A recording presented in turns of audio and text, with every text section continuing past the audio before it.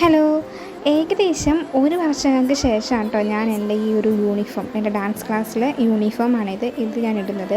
ഞാൻ ഏതോ ഒരു ഡ്രസ്സ് ഇങ്ങനെ അലമാരിയിൽ ഇങ്ങനെ തപ്പിക്കൊണ്ടിരിക്കുമ്പോഴാണ് ഏറ്റവും അടിയിൽ ഒരു ചുവന്ന കവറിനകത്താക്കി ഞാനിത് വെച്ചിരിക്കുന്നത് കണ്ടത്.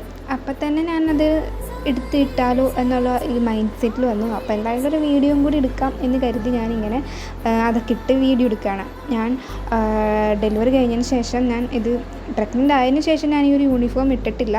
അപ്പോൾ ഡെലിവറി കഴിഞ്ഞിട്ട് അതിൻ്റെ റെസ്റ്റൊക്കെ കഴിഞ്ഞിട്ട് വേണം എനിക്ക് വീണ്ടും റീജോയിൻ ചെയ്യാനായിട്ട്. അപ്പോൾ അതിന് മുമ്പായിട്ട് ഞാനിങ്ങനെ ഇട്ട് നോക്കുകയാണ്.